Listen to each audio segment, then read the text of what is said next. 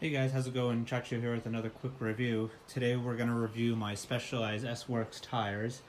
I've been running, not these specific ones, but I've gone through quite a few of them. I've been running these tires for, I don't know, about a year and a half now, and I've maybe gone through 4 or 5 of them, plus these two.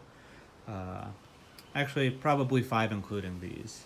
Uh, they're pretty awesome tires. I use them to race and train. Not so much race, but more train on.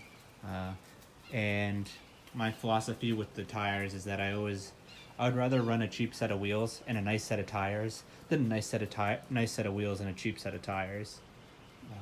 And these aren't even all that expensive. You know, I think they're like $50 a piece at your bike store. And gosh, when it comes to like being able to hit a turn fast or have more confidence cornering, like spending the extra $20, like just do it. It's not even, I don't know, it's just kind of a joke that people cheap out on the tires when you can have so much more fun on the bike if you get like a good set of sticky rubber and you can actually ride your bike like the way it was meant to be ridden. Uh, I guess provided that you don't hit a patch of sand mid corner, but that's can happen no matter what. So let's check these out. It's got the cool S-Works labeling on them. It uses the Gripton compound. And right there it says Turbo S-Works 700 by 24. Yeah, I've been thinking about going up to a 20. They make 24s and 26s, no 25s or 23s. So I was going to probably go up to a 26 on my next set just because I've been going on a little bit. Just the roads are kind of slowly getting crappier and crappier, so I want to go up to a bit wider tire.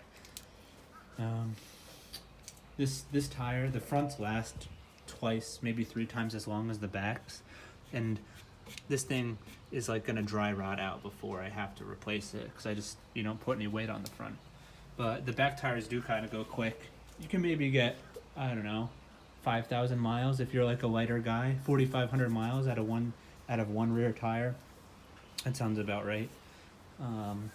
The puncture resistance on these is I don't know. I feel like puncture resistance has a few different categories. Like this tire, if you run over glass, it's gonna cut. Like that's something I've noticed. It doesn't resist cuts very well. I think that's where Kevlar kind of helped a bit. But I've noticed does happen is that it kind of resists those little pieces of metal that you'll get. Like, so cars, they have those steel belted treads.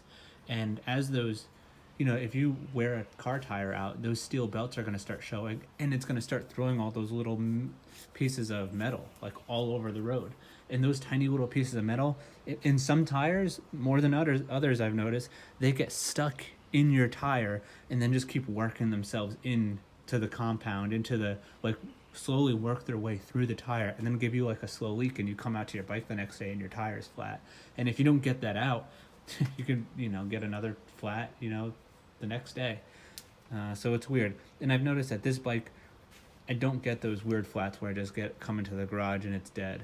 I don't get those as much, at least. I have gotten them, and I have gotten flats from those little pieces of metal, but, it's been way worse with other tires. But then again, maybe I'm riding in different locations where there's not those, hoopties rolling down the road right on their metal belts. But anyway, yep, that's my review. These things corner good. They last pretty well. They're very light, and they're very, like, they feel like you're running less PSI than you really are because they're a little bit more supple.